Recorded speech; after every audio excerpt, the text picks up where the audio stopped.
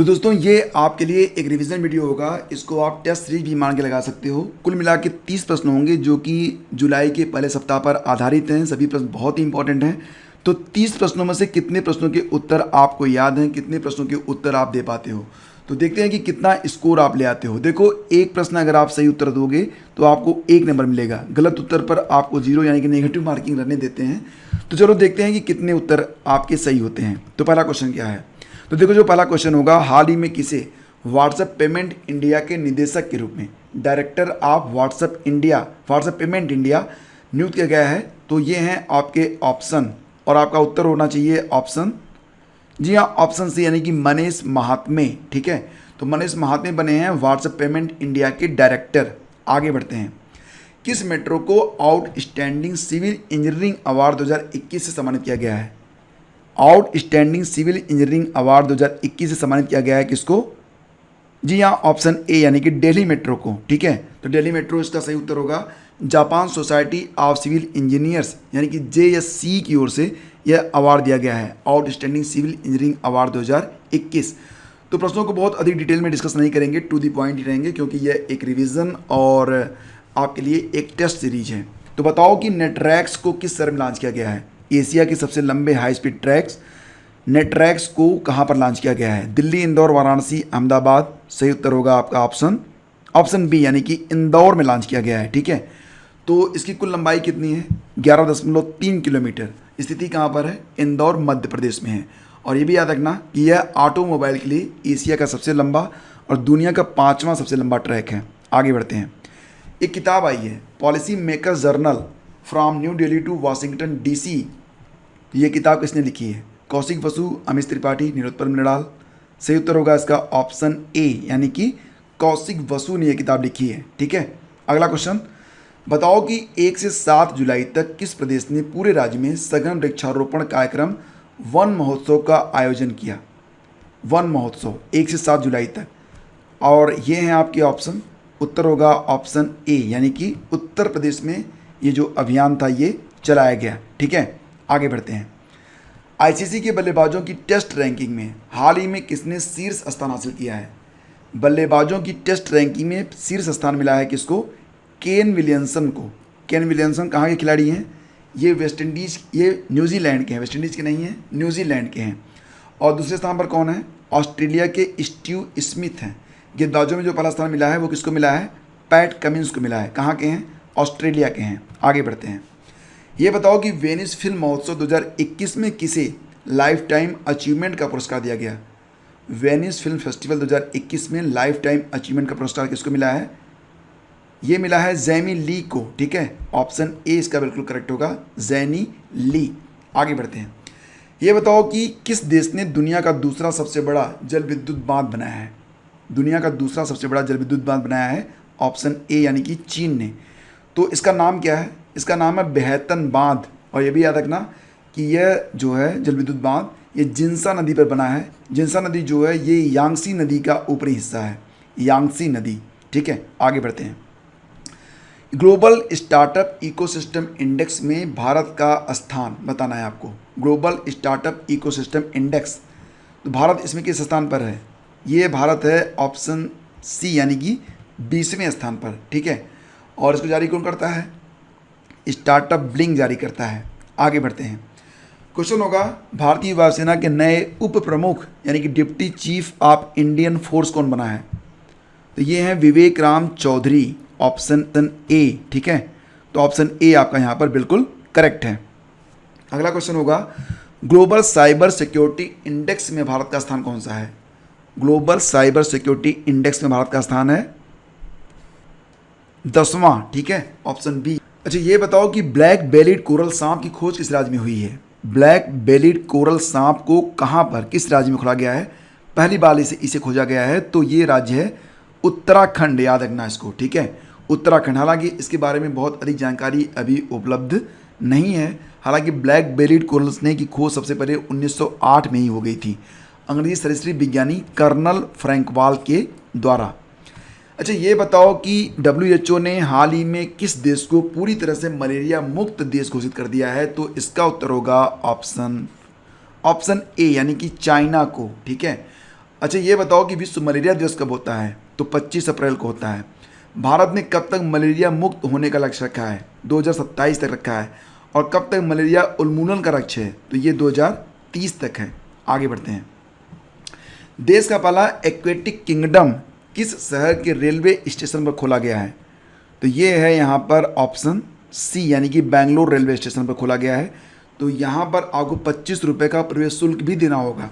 अगर आपके पास समय है, रेलवे स्टेशन पर आप हैं, तो ज्ञानवर्धन कर सकते हैं, इंजॉय कर सकते हैं। और देखो, सुकून नामक हेल्पलाइन की शुरुआत कहाँ पर की गई है? सुकून नामक हेल्पलाइन की शुरुआत की गई है जम्मू और कश्मीर में, ऑप्शन सी। और ये जो हेल्पलाइन है वो है 1800-180-7159। ठीक है, तो ये है इसका जो मतलब सुकून का जो हेल्पलाइन नंबर है। और ये भी याद रखना कि एक मानसिक स्वास्थ्य हेल्पलाइन है ये। तो यहाँ पर जिन लोगों को मानसिक रूप से कोई पीड़ा होती हो तो वो लोग यहाँ पर कॉल कर सकते हैं। हाल ही में किस डॉक्यूमेंट्री को टोरंटो अंतर्राष्ट्रीय महिला फिल्म महोत्सव 2021 में वृत्त चित्रखंड में सर्वश्रेष्ठ फिल्म का पुरस्कार दिया गया? तो ये पुरस्कार दिया गया है डिकोडिंग शंकर को। ऑप्शन ए आपका बिल्कुल करेक्ट है, डिकोडिंग शंकर। तो ये जो फिल्म है वो शंकर महादेवन के जीवनी पर आधारित है। इसको बनाया किसने है? दीप्ति पिल्ले सिवन की फिल्म है ये। ठीक है, आगे बढ़ते हैं। हाल ही में पाकिस्तान का कौन सा शहर दुनिया का सबसे गर्म शहर बन गया है? इसका जो टेम्परेचर था वो पहुंच गया था 52 डिग्री सेंटीग्रेड तक। और ये है जकोकाबाद। याद रखना इसको, काफ़ी इंपॉर्टेंट क्वेश्चन हो गया ये। आगे बढ़ते हैं। ये बताओ कि किस भारतीय फिल्म ने फ्रेम लाइन फेस्टिवल 2021 में बेस्ट शॉर्ट फिल्म का अवार्ड जीता है? फ्रेम लाइन फेस्टिवल 2021 में बेस्ट शॉर्ट फिल्म बन गई है शीर कोरमा। कौन सी फिल्म है? ये फिल्म का नाम है शीर कोरमा।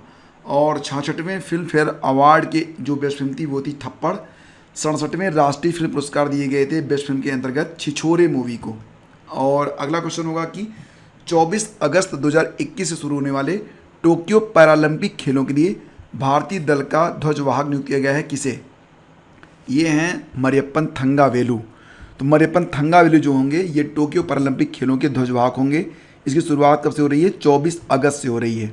ठीक है, और ये भी याद रखना कि मरियप्पन थंगावेलु ये रियो पैरालंपिक में गोल्ड मेडल विजेता भी हैं।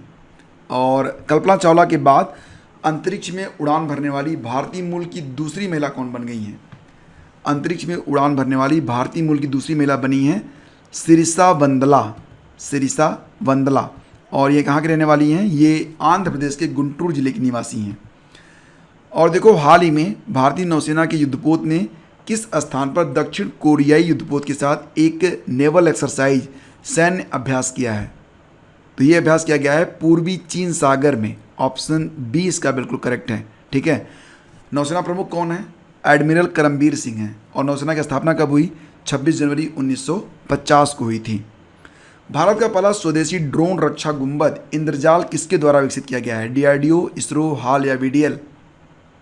तो फिलहाल सभी विकल्प यहाँ पर हैं गलत। सही उत्तर क्या होगा? सही उत्तर इसका होगा हैदराबाद स्थित ग्रेने रोबोटिक्स ने इसे बनाया है। ग्रेने रोबोटिक्स।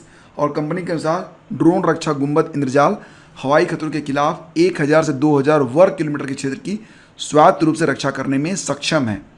अगला क्वेश्चन क्या है? ओलंपिक के लिए क्वालिफाई करने वाली भारत की पहली महिला तैराक कौन बन गई हैं? और ये हैं ऑप्शन ए, यानी कि माना पटेल। तो याद रखना कि माना पटेल से पहले अब तक किसी भी भारतीय महिला तैराक ने ओलंपिक के लिए क्वालिफाई नहीं किया था। ये बताओ कि ऑस्ट्रेलियन ग्रां प्री F1 रेस किसने जीता है? ऑस्ट्रेलियन ग्रां प्री F1 रेस को किसने जीता है? ये हैं मैक्स वर्स्टेप्पन, जिसने जीता है ऑस्ट्रेलियन ग्रां प्री F1 रेस को। तो मैक्स वर्स्टेप्पन आज की डेट तक कुल मिला के 2021 में कितने फार्मूला 1 रेस हो चुकी है? 10 हो चुकी है, जिसमें से 5 को अकेले किसने जीता है? मैक्स वर्स्टेप्पन ने जीत लिया है।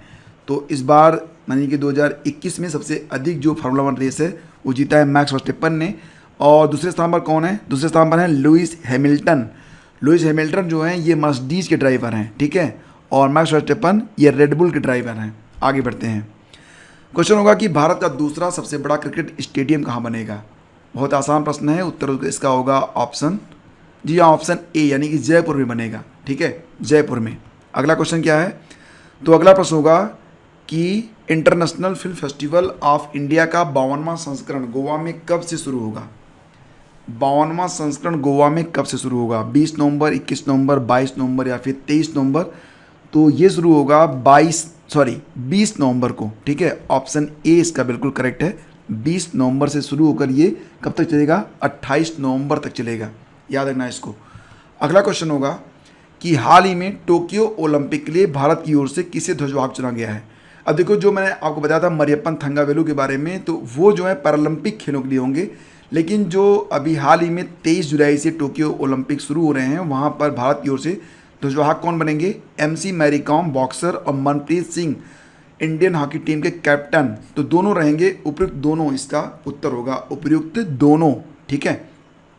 और समापन समारोह के जो ध्वजवाहक होंगे वो रहेंगे पहलवान बजरंग पुनिया, ये भी याद रखना।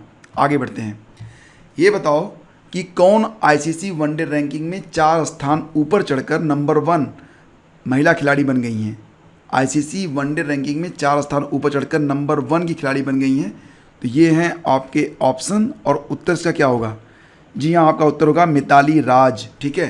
तो मिताली राज जो थी वो पिछली बार फरवरी 2018 में रैंकिंग में शीर्ष पर पहुंची थी, ये भी याद रखना। अगला क्वेश्चन क्या होगा?